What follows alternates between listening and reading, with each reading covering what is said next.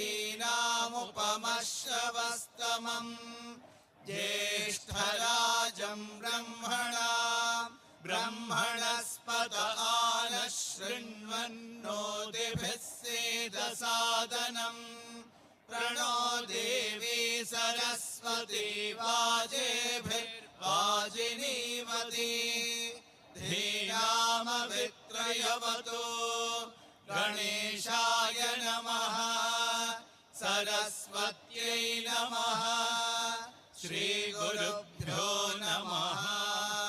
हरिः ॐ नमो भगवते रुद्राय ॐ नमस्ते रुद्रमन्यव उदोत इषवे नमः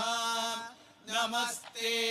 अस्तु धन्वने बाहुभ्यामुत ते नमः यात्र यिषुः शिवतमा शिवं बभूव ते धनुः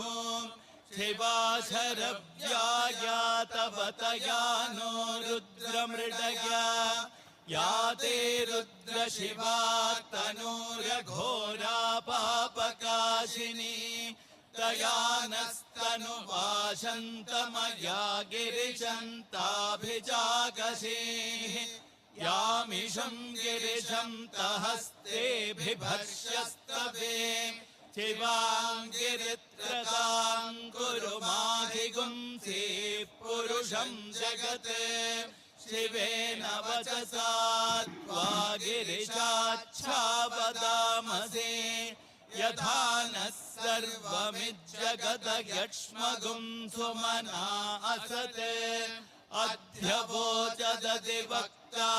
प्रथवो देव्योऽभिषक् अहेगश्च सर्वान्